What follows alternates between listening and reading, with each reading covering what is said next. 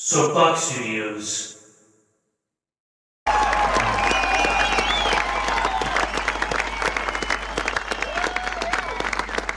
Thank you very much.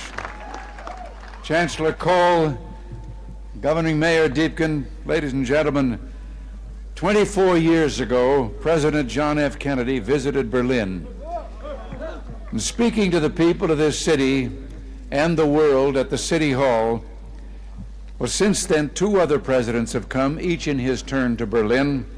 And today, I myself make my second visit to your city.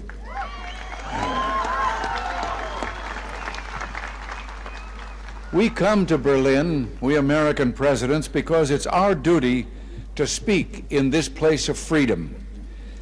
But I must confess, we're drawn here by other things as well, by the feeling of history in this city, more than 500 years older than our own nation, by the beauty of the Grunwald and the Tiergarten, most of all, by your courage and determination.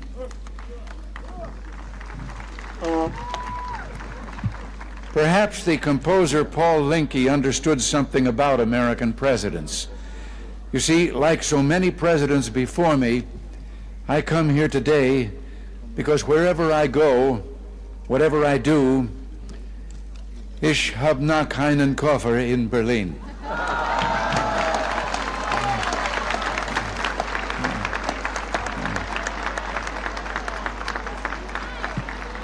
Our gathering today is being broadcast throughout Western Europe and North America.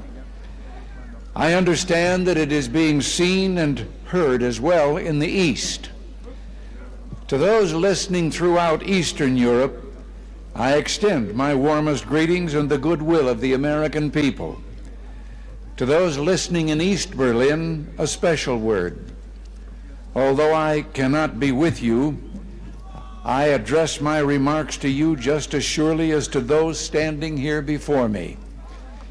For I join you as I join your fellow countrymen in the West in this firm, this unalterable belief, es gibt nur ein Berlin.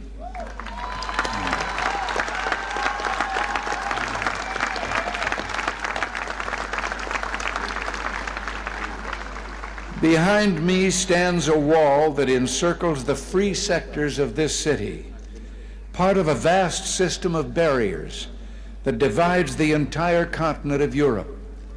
From the Baltic south, those barriers cut across Germany in a gash of barbed wire, concrete, dog runs, and guard towers. Farther south, there may be no visible, no obvious wall, but there remain armed guards and checkpoints all the same. Still a restriction on the right to travel. Still an instrument to impose upon ordinary men and women the will of a totalitarian state. Yet it is here in Berlin where the wall emerges most clearly. Here, cutting across your city, where the news photo and the television screen have imprinted this brutal division of a continent upon the mind of the world. Standing before the Brandenburg Gate, every man is a German, separated from his fellow men.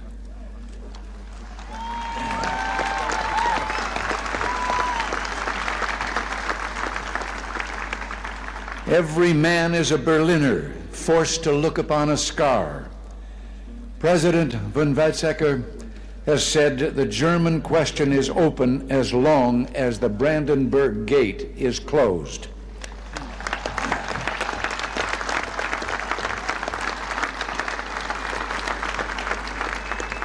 But today I say, as long as this gate is closed, as long as this scar of a wall is permitted to stand, it is not the German question alone that remains open, but the question of freedom for all mankind.